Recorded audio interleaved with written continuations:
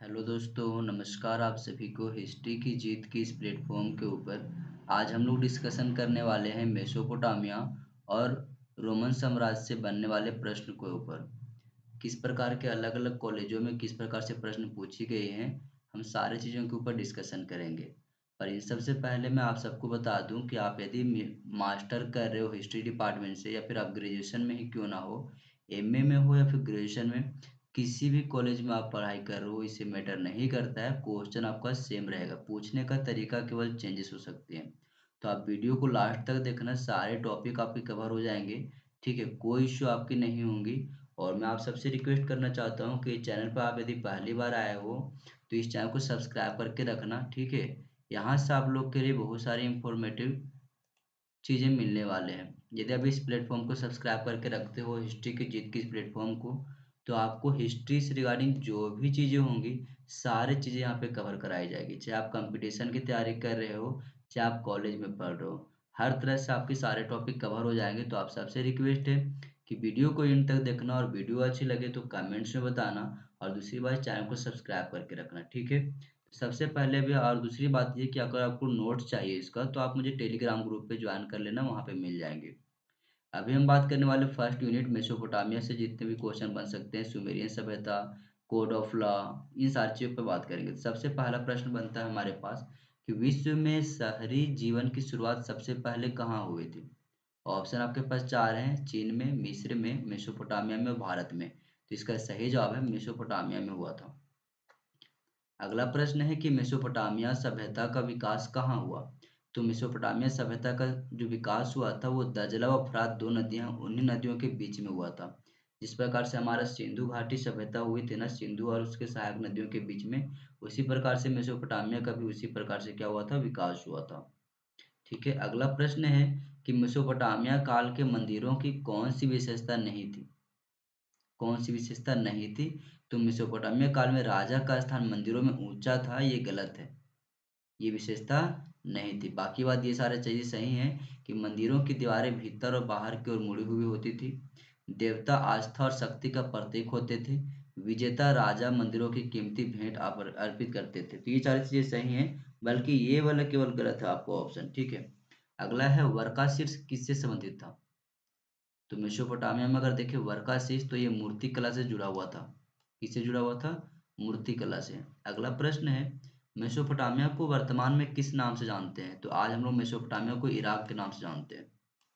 ठीक है, अगला है हमारे पास कि लेखन कला का आविष्कार सर्वप्रथम कहाँ हुआ था। तो यदि आपको इस प्रकार से प्रश्न पूछा जाए तो आप बताना कि लेखन कला सर्वप्रथम जो हुआ था शुरुआत, वो मेसोपोटामिया में हुआ था। अगला प्रश्न है हमारे पास कि मेसोपोटामिया के लोगों की लिपि किस नाम से जानी जाती है। तो इस लिपि का नाम है कीलाकार लिपि। कौन सी लिपि है, कीलाकार लिपि। अगला प्रश्न बनता है कि मेसोपोटामिया के लोग किस पर लिखा करते थे। तो मेसोपोटामिया के जो लोग थे वो मिट्टी की पट्टियां हुआ करती थी, उन्हीं पट्टियों पे वो लिखा करते थे। ठीक है, नेक्स्ट प्रश्न बनता है कि कीलाकार लिपि के अक्षरों को किस वर्ष में पहचाना व पढ़ा गया। तो इसे 1850 ईस्वी में पहचाना गया था, और इसी समय इसको पढ़ा भी गया था। अगला प्रश्न है कि मेसोपोटामिया की देवी इंताना किससे संबंधित है। तो ये प्रेम व युद्ध से संबंधित है। ठीक है, नेक्स्ट प्रश्न है फिल इन द ब्लैंक से लेकर के कि कुम्हार चाक का प्रयोग सर्वप्रथम डाइस में किया गया था। तो कहाँ किया गया था, मेसोपोटामिया में। ठीक है, राजा जिमरिलम का राजमहल डाइस में स्थित है। डाइस मतलब कहाँ स्थित है, तो मारी में स्थित है। राजा जिमरिलम का राजमहल कहाँ पे स्थित है, मारी में। अगला प्रश्न है हम्मुरबी डाइस का प्रमुख शासक था। तो हम्मुरबी कहाँ का शासक था, तो बेबीलोन का था। उर, उस्सक, मारी, इन नगरों का संबंध किससे है, तो ये मेसोपोटामिया से है। ठीक है, अगला है विश्व की प्रथम कानून संहिता का निर्माण किसने करवाया था। तो हम्मुराबी ने करवाया था। अगला प्रश्न है मेसोपोटामिया की किलाकार लिपि को किस के नाम से सबसे पहले पढ़ा था। तो किन्होंने पढ़ा था, तो हेनरी रॉलिसन ने सबसे पहले इसको पढ़ा था। तो मेसोपोटामिया की किलाकार लिपि को सबसे पहले किसने पढ़ा था, हेनरी रॉलिसन ने। अगला है बेबीलोन में हैंगिंग गार्डन का निर्माण निम्नलिखित के नाम से जाना जाता है। किसके नाम से जाना जाता है, तो नेबुज दरेजार के नाम से जाना जाता है। अगला है पर्दास्मिक प्रणाली क्या है। तो ये प्रणाली जो है मेसोपोटामिया की सभ्यता से जुड़ा हुआ है। ठीक है। सारगोन कहाँ का शासक था? तो सारगोन जो था वो सुमेर का शासक था। सुमेर का, कहाँ का शासक था? सुमेर का। अगला है मेसोपोटामिया के चंद्र देवता डैश नाम से जाने जाते हैं, तो उर के नाम से जाने जाते हैं। किस नाम से? उर के नाम से। अगला प्रश्न बनता है कि मेसोपोटामिया के लोगों का प्रमुख व्यवसाय क्या था? तो मेसोपोटामिया के लोगों का सबसे प्रमुख व्यवसाय था कृषि। अगला है कुम्हार के चाक का प्रयोग सर्वप्रथम कहाँ हुआ है? तो कुम्हार के चाक का प्रयोग सबसे पहले मेसोपोटामिया में हुआ। कहाँ पे हुआ है? मेसोपोटामिया में। प्रश्न बनता है कि हम्मुरबी कहाँ का शासक था? तो हम्मुरबी बेबीलोन का शासक था। अगला प्रश्न है मेसोपोटामिया के प्रमुख देवी देवता के नाम बताएं। तो उर और इन्नाना। मेसोपोटामिया के किस भाग में नगरों का विकास हुआ? तो दक्षिणी भाग में हुआ था। नेक्स्ट प्रश्न बनता है कांसा कौन कौन से धातुओं का मिश्रण से बना हुआ है? तो जो है धातु बना है, मतलब जिन धातुओं से बना हुआ है वो धातु में आपका टीन और तांबे आते हैं। टीन और तांबा को मिलाने के बाद कांसे का निर्माण होता है। मेसोपोटामिया की सबसे पुरानी भाषा कौन सी थी? तो सुमेरियन भाषा सबसे पुरानी थी। अश्शुरबनीपाल के पुस्तकालय में कितने मूल ग्रंथ हैं? तो अश्शुरबनीपाल के पुस्तकालय में 1000 मूल ग्रंथ हैं। विश्व को मेसोपोटामिया की सबसे बड़ी देन क्या है? तो विश्व को जो दिया है उन्होंने वो है गणित और कौल गणना। क्या क्या? गणित और कौल गणना। ठीक है। अगला प्रश्न है मेसोपोटामिया में पूजा का केंद्र बिंदु कौन होता था? तो देवता हुआ करता था। ठीक है। नेक्स्ट प्रश्न है ट्रू फॉल्स को लेकर के। ठीक है, कि मेसोपोटामिया की सभ्यता सिंधु नदी के किनारे विकसित हुई थी। ये तो बहुत बड़ा गलती है, ये तो है ही नहीं। जिगुरात का तात्पर्य मंदिरों से है। जी हाँ बिल्कुल, जिगुरात का तात्पर्य मंदिर से है। सरगोन बेबीलोन का शासक था। गलत हो गया, ये तो है ही नहीं। अगला है अश्शुरबनीपाल का पुस्तकालय निनवे में स्थित है। तो जी हाँ बिल्कुल सही है। ऊर नगर का उत्खनन 1830 के दशक में हुआ था। जी बिल्कुल सही है। अगला प्रश्न है ऊसक नगर मेसोपोटामिया के सबसे पुराने मंदिर नगरों में से एक है। जी हाँ, ऊसक जो नगर है वो मेसोपोटामिया के सबसे पुराने मंदिर नगरों में से एक है, याद रखना। अगला प्रश्न बनता है कि हम्मुराबी की विधि संहिता के अनुसार कानून अमीर हो या गरीब सभी के लिए समान था। बिल्कुल सही है, दोनों के लिए समान था कानून। ठीक है। अगला प्रश्न है मेसोपोटामिया के लोग पहले पत्ते पर लिखा करते थे। क्या बोल रहा है? मेसोपोटामिया के लोग पहले पत्ते पर। जी हाँ बिल्कुल सही है सर। अगला है मेसोपोटामिया की लिपि किलाकार लिपि कहलाती है। बिल्कुल ये भी सही है। मेसोपोटामिया की प्रथम मातृभाषा सुमेरिया थी। जी ये भी सही है, मतलब ये पांचों सही हैं। अगला प्रश्न नहीं है यहाँ पे। अब यहाँ पे आपको समरी दिया गया है। ये समरी को आप सबसे रिक्वेस्ट है स्क्रीनशॉट करके याद करना, बहुत इंपॉर्टेंट है ये। ऑब्जेक्टिव टाइप का क्वेश्चन हो या फिर आपका कहीं पे थ्योरी लिखनी हो ना, तो ये चीज़ अगर याद रहेंगी तो बहुत कुछ आप लिख सकते हो इससे। और ऑब्जेक्टिव तो यहाँ से डायरेक्ट पहुँचती है। समरी में क्या है, आज से लगभग अगर 5000 वर्ष पहले देखा जाए, आज से लगभग 5000 वर्ष पूर्व जो है पहले पूर्वी शहरी जीवन का प्रारंभ सर्वप्रथम मेसोपोटामिया में हुआ था। ठीक है। दूसरा, मेसोपोटामिया शब्द की उत्पत्ति यूनानी भाषा के दो शब्द मेसोस जिसका अर्थ है मध्य और पोटामी, पोटामी का अर्थ है नदी, इन्हीं से जुड़ा हुआ है। अगला है मेसोपोटामिया सभ्यता दजला व फरात नदियों के मध्य स्थित है। वर्तमान समय में यह क्षेत्र अगर देखें तो कहाँ पे है? इराक में स्थित है। ठीक है, ये प्रश्न नहीं है, समरी है, याद करने वाला, पढ़ने वाला, रिकॉल जिसको बोलते हैं हम लोग। मेसोपोटामिया की सभ्यता अपने शहरी जीवन, संपन्नता, विशाल एवं समृद्ध साहित्य, गणित एवं खगोल विद्या के लिए प्रसिद्ध है। अगली बात कि मेसोपोटामिया के लोग जो है मिट्टी की पट्टिकाओं पर लिखते थे और वे अपना हिसाब किताब तथा साहित्य इन्हीं पट्टिकाओं पर लिखते थे। उनकी लिपि अगर देखें तो लिपि कौन सी थी? तो किलाकार लिपि थी। आगे देखें तो मेसोपोटामिया में बहुत कम लोग पढ़े लिखे सकते थे, मतलब पढ़े लिखे अगर देखें बहुत कम लोग थे। आगे हम बता दें कि पुरातत्व के अनुसार, मतलब पुरातत्वविद जो हैं जो उन्होंने उत्खनन करवाया था उनके अनुसार अगर देखें, सर्वप्रथम राजा ने ही व्यापार व लेखन की व्यवस्था की। इस संबंध में एक प्राचीन शासक एन मार्कर का नाम आता है। ठीक है। अगला है मेसोपोटामिया की खुदाई में सबसे पहला ज्ञात मंदिर एक छोटा सा देवालय था। यह मंदिर कच्ची ईंटों से बना हुआ था और मंदिर में विभिन्न देवी देवताओं का निवास हुआ करता था, जैसे कि ऊर जो कि चंद्र देवता हुआ करते थे, इन्नान जो प्रेम व युद्ध के देवता हुआ करते थे, याद रखना। मेसोपोटामिया में नगर नियोजन की पद्धति का अगर देखा जाए तो अभाव था। लोग अपने घरों का सारा कूड़ा कचरा बुहार कर गलियों में डाल दिया करते थे। मेसोपोटामिया के समाज में एकल परिवार की ही आदर्श माना जाता था। मेसोपोटामिया में लेखन प्रणाली विकसित अवस्था में थी। और दूसरी बात यह कि इस सभ्यता के शहरीकृत दक्षिण भारत के सुमेर व अक्काद कहा गया। 2000 ईसा पूर्व के बाद दक्षिण क्षेत्र को बेबीलोनिया कहा दिया गया। बेबीलोनिया का प्रसिद्ध सम्राट जो था वो हम्मुराबी था। कौन था? हम्मुराबी। ठीक है। आगे यदि हम बात करें दोस्तों, तो आप सबसे रिक्वेस्ट है कि यदि आपको कंटेंट अच्छी लग रही हो, ये वीडियो आप लोग अच्छी लग रही हो, तो चैनल को सब्सक्राइब करके रखें। और वीडियो को यार इस प्लेटफॉर्म को सब्सक्राइब करने के साथ वीडियो को लाइक जरूर करना और दोस्तों के साथ ये कंटेंट को शेयर जरूर करो यार। आप सबसे रिक्वेस्ट है, जितने जल्दी आप लोग सब्सक्राइबर को बढ़ा करके रखोगे, मैं उतने जल्दी आप लोग के साथ बहुत अच्छी अच्छी कंटेंट लेके आने वाला हूँ। हिस्ट्री से जुड़े कोई भी टॉपिक आपके नहीं छूटेगी, चाहे आप कंपटीशन का ही तैयारी क्यों ना कर रहे हो। हर एक टॉपिक आपका यहाँ पे कवर किया जाता है, वो भी थ्योरी और कंसेप्ट के साथ साथ एमसीक्यू भी जितने भी बन सकते हैं अलग अलग प्रतियोगिता परीक्षाओं में, उसका भी डिस्कशन किया जाता है यहाँ पे। ठीक है। आगे अब हम बात करते हैं ग्रीको रोमन से बनने वाले जितने भी एमसीक्यू हैं उसके ऊपर।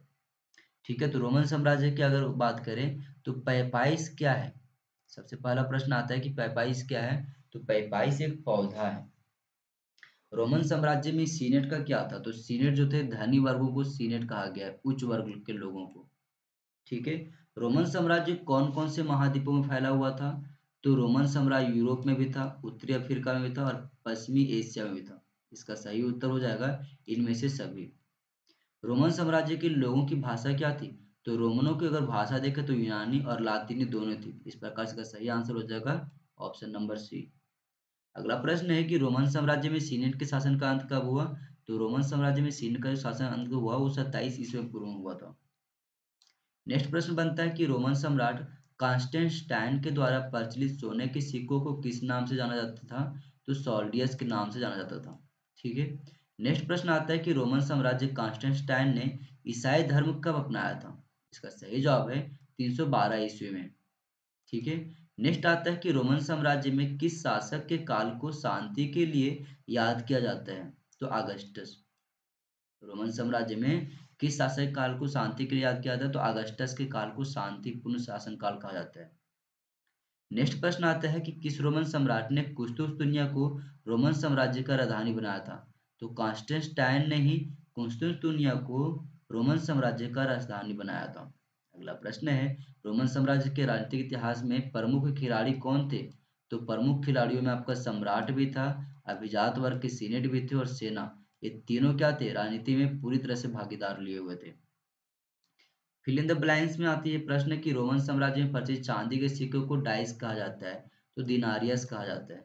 अगस्टस डाइस शासक का दत्तक पुत्र था। तो अगस्टस जो था वो जूलियस सीजर का जो है वो दत्तक पुत्र था। ठीक है। रोमन समाज में डाइस परिवार का प्रचलन था, तो एकल एकल परिवार का प्रचलन था। ठीक है। रोमन साम्राज्य में सैनिकों के न्यूनतम 25 वर्ष तक सेवा करनी पड़ती थी। कितना? मिनिमम 25 ईयर तक। भूमध्य सागर को रोमन साम्राज्य का क्या कहा गया है? तो हृदय कहा गया भूमध्य सागर को रोमन साम्राज्य का। अगला प्रश्न बनता है स्पेन डाइस किसके व्यापार के लिए प्रसिद्ध था? तो जैतून का तेल की प्रसिद्ध था। अगस्टस डाइस ईसा पूर्व में रोम का शासक बना? नहीं। अगस्टस कब बना था? 37 ईसा पूर्व। मतलब डाइस मतलब फिल इन द ब्लैंक्स। ठीक है। तो अगस्टस जो है वो 37 ईसा पूर्व में रोम का शासक बना था। नेक्स्ट प्रश्न है सोलिडस नाम का सोने का सिक्का डाइस ग्राम सोना बना था? तो 4.5 ग्राम का था। ठीक है।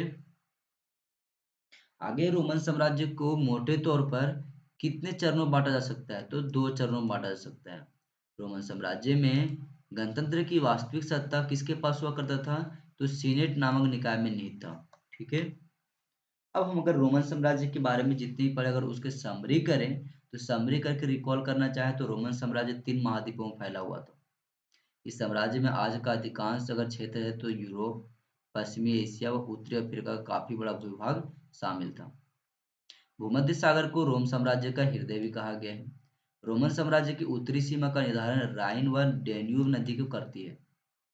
इसकी उत्तरी सीमा का निर्धारण कौन करते हैं? तो राइन और डेन्यूब नदी करती है। समकालीन व्यक्तियों के द्वारा लिखे जाने वाले ऐतिहासिक ब्यौरों को वर्ष वृत्तांत कहा जाता है। रोमन साम्राज्य की स्रोत सामग्री को 3 भागों में विभाजित किया गया, जिसमें पहला पाठ्य सामग्री, दूसरा भौतिक अवशेष, तीसरा प्रलेख या फिर दस्तावेज। पाइपायरस पाइपायरस एक सरकंडे जैसा पौधा हुआ करता था जो नील नदी के किनारे उगा करता था। इसी के से लेखन सामग्री तैयार भी की जाती थी। ठीक है। रोमन साम्राज्य को पूर्ववर्ती व परवर्ती चरणों में बांटा गया है। दो कौन कौन चरण? पहला पूर्ववर्ती चरण और दूसरा आपका परवर्ती चरण। ठीक है। रोमन साम्राज्य के प्रशासनिक कार्यों के बात करें तो प्रशासनिक कार्यों में प्रयुक्त भाषा लातीनी व यूनानी थी। ठीक है। आगे रोमन साम्राज्य में अगर देखें तो सम्राट अगस्तक ने 27 ईस्वी में जो राज्य स्थापित किया था उसे प्रिंसेप्ट कहा गया है, प्रिंसिपेट कहा जाता था। ठीक है। सीनेट रोम के धनी परिवारों की संस्था थी जिसमें कुलीन व अभिजात वर्ग के सदस्यों का प्रतिनिधित्व हुआ करता था। रोमन सेना व्यावसायिक थी, प्रत्येक सैनिकों का वेतन दिया जाता था। अगस्तस का शासनकाल 27 ईस्वी पूर्व से 14 ईस्वी तक थी, जिसे यूरोप का शांति काल कहा गया है। तो ठीक है। आगे बताया गया कि रोमन साम्राज्य के राजनीतिक इतिहास के 3 प्रमुख खिलाड़ी, सम्राट हुआ करता था, दूसरा कुलीन और तीसरा अभिजात वर्ग हुआ करते थे। और सेना कौन कौन हुआ करते थे? 3 प्रमुख खिलाड़ी तो ये हुआ करते थे। आगे हम बात करें तो तरल पदार्थों की ढुलाई जिन कंटेनर में की जाती थी उन्हें एम्फोरा कहा गया। एम्फोरा। आगे प्रश्न है ड्रेसल 20 जो है वह स्पेन में उत्पादित जैतून का तेल ले जाने वाला कंटेनर हुआ करता था। रोमन साम्राज्य में सांस्कृतिक विविधता थी। रोमन साम्राज्य के समाज में एकल परिवार का व्यापक प्रसार हुआ। दिनारियस रोम का चांदी का सिक्का हुआ करता था। 698 ईस्वी में अरबों ने कार्थेज को जीत लिया और सम्राट कॉन्स्टेंटाइन के द्वारा परिचित सोने के सिक्कों को सोल्डियस कहा जाता है। ठीक है। तो इस प्रकार से दोस्तों आज हमने रोमन साम्राज्य साथ साथ मेसोपोटामिया से जितने भी क्वेश्चन बन सकते थे उन सारे क्वेश्चन को डिस्कशन किया हुआ है। ठीक है। तो आप सबसे रिक्वेस्ट है इसे दोबारा एक बार देख लेना एग्जाम से पहले। ठीक है। कॉलेज के कोई भी एग्जाम हो यार, अगर ये टॉपिक आपके सिलेबस में है तो कहीं से कोई प्रॉब्लम होने की बात नहीं है। आगे वीडियो हम लेकर के आएंगे इसी प्रकार से, जितनी कंटेंट आपके मिलेगी वो आपका एमसीक्यू, थ्योरी और कंसेप्ट के ऊपर बेस्ड होंगी, जिससे आपके सारे कंसेप्ट क्लियर हो जाए।